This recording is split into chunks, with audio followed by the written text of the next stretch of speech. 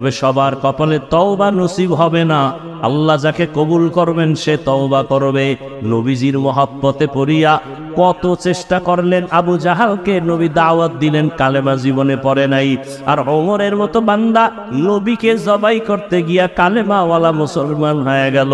এটাই প্রমাণ, আল্লাহ যাকে কবুল করবেন সে হেদায়েত পাবে। ওমরের মতো গুনাহগার হইয়াও হেদায়েতের দরজায় চলে যাবে। আর যার কপাল খারাপ, হাজারো বয়ান শুনিয়াও তার অন্তর নরম হবে না, তওবার চিন্তাও করবে না। জানি না ওমরের মেজাজওয়ালা মন নিয়ে কারা বসছেন, যে জীবনে গুনাহ তো কম করি নাই, বেপরদায় কম চলি নাই, নামাজ তো কম সারি নাই, দাড়ি তো কম কাটি নাই, মা বাবাকে তো কষ্ট কম দেই নাই।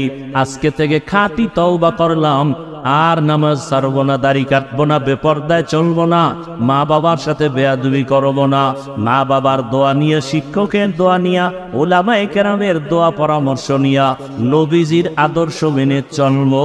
তওবা করার মতো যদি কারো অন্তর তৈরি হয়, মুনাফিকি যদি না থাকে, খাঁটি তওবার নিয়ত যাদের আছে, দুটো হাত আমার আল্লাহকে দেখাইয়া দাও।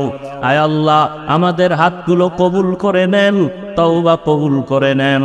তওবার উপরে মজবুত হইয়া চলার মতো আমাদের তৌফিক দান করেন, আমিন।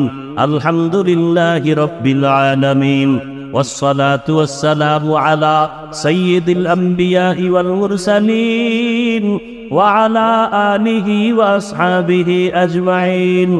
يا أرحم الراحمين، يا أرحم الراحمين، يا أرحم الراحمين، يا حي يا حليم يا عزيز يا كريم، بحق